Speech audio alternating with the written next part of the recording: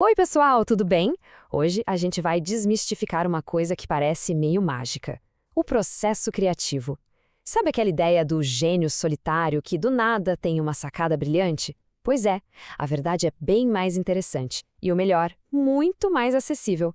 Vamos mergulhar juntos na arte e também na ciência da ideação. Essa é a pergunta de 1 milhão, não é mesmo? Afinal, de onde elas vêm? Bom, a resposta pode surpreender. Não é mágica, é processo. Um processo bem estruturado, aliás. Grandes ideias não são simplesmente encontradas por aí. Elas são construídas. E é exatamente como isso acontece que a gente vai ver hoje. Então, para a gente se guiar, aqui está o nosso roteiro. Primeiro, vamos entender onde as ideias moram. Depois, o princípio mais importante de todos: gerar sem julgar. Daí, vamos ver como preparar o terreno, conhecer as técnicas para botar a mão na massa e, por fim, como filtrar tudo para ficar só com o ouro. Ok, vamos lá. Para começar, é importante saber que as ideias não nascem no vácuo, soltas no ar. Elas fazem parte de um sistema maior que é focado nas pessoas. E dentro do design thinking, a ideação é uma fase com um lugar e um propósito muito, mas muito claros. E olha que interessante essa imagem. Ela mostra exatamente onde a ideação se encaixa, tá vendo? Ela é tipo uma ponte entre a inspiração, que é quando a gente está entendendo o problema a fundo, e a implementação, que é quando as soluções viram protótipos e são testadas. Isso quer dizer uma coisa fundamental. Primeiro a gente precisa entender o desafio de verdade, para só depois, gerar soluções para ele. Agora vamos para o coração da ideação, a mentalidade por trás de tudo. Se tem uma única coisa para guardar dessa nossa análise de hoje, é esta aqui. É preciso separar completamente o ato de criar ideias do ato de avaliar essas ideias. São dois momentos diferentes, e isso muda tudo. A definição já diz tudo, né? O objetivo aqui não é, de jeito nenhum, ter a ideia perfeita logo de cara. Pelo contrário, o foco é gerar um volume enorme de opções. Mas por quê? Porque é justamente nesse mar de possibilidades que as soluções realmente inovadoras se escondem. A lógica é, primeiro, a gente abre o leque o máximo que der. E essa frase da IDEO, uma gigante do design, ilustra perfeitamente a atitude que a gente precisa ter. É poderosa. Fale muitas vezes para ter sucesso mais cedo.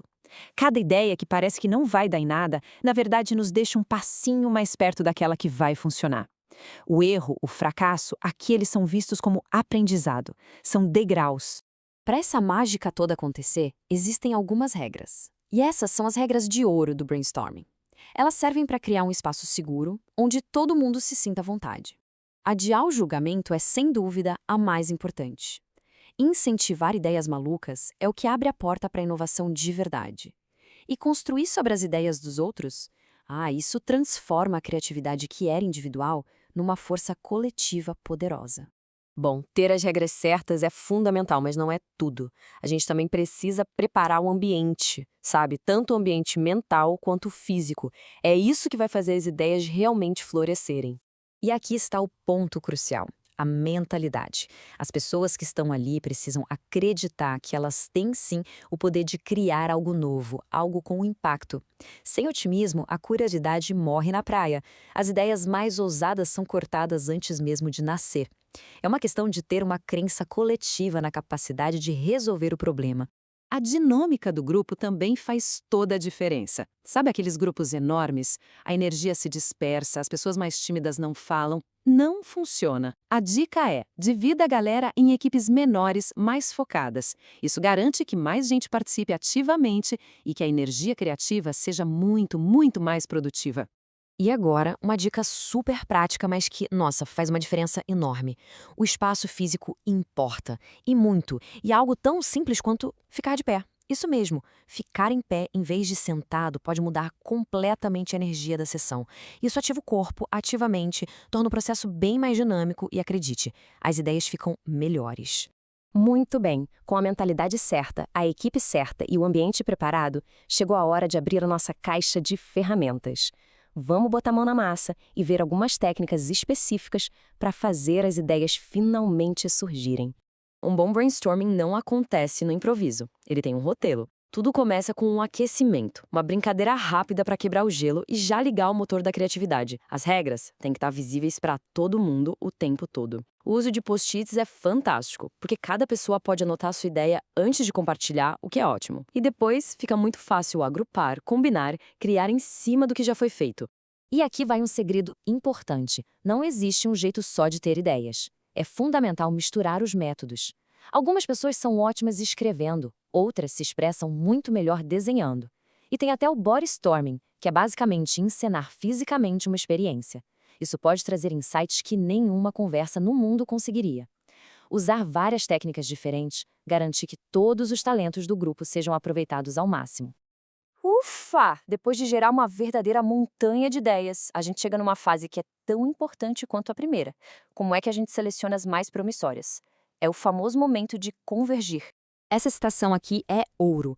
Antes mesmo de começar a filtrar qualquer coisa, o grupo inteiro precisa saber e concordar sobre como as ideias vão ser escolhidas.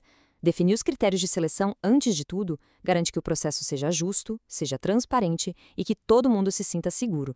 Então, aquele processo que antes era sobre abrir o leque o máximo possível, a divergência, agora se inverte. Ele passa a ser sobre fechar esse leque e fazer escolhas, que é a convergência. É a transição da exploração para a resolução. A gente para de perguntar "e se?" e começa a dizer "vamos tentar isso". E uma técnica excelente para fazer isso é o tal do teste da borboleta, ou votação por pontos. É super simples. Cada pessoa recebe uns adesivos e vota nas ideias que acha que tem mais potencial. E o mais legal é que em poucos minutos os padrões começam a aparecer. As ideias que ficam cheias de adesivos, as borboletas, são exatamente aquelas que carregam a intuição do grupo todo. São elas que merecem ser exploradas mais a fundo. E é assim que a jornada da ideação nos leva de um problema até um conjunto de soluções super promissoras prontinhas para serem testadas. O processo todo nos mostra que a criatividade não é um dom divino, sabe? É uma habilidade que pode sim ser cultivada. A pergunta que fica agora é: com tudo isso em mãos, qual problema vai ser resolvido primeiro?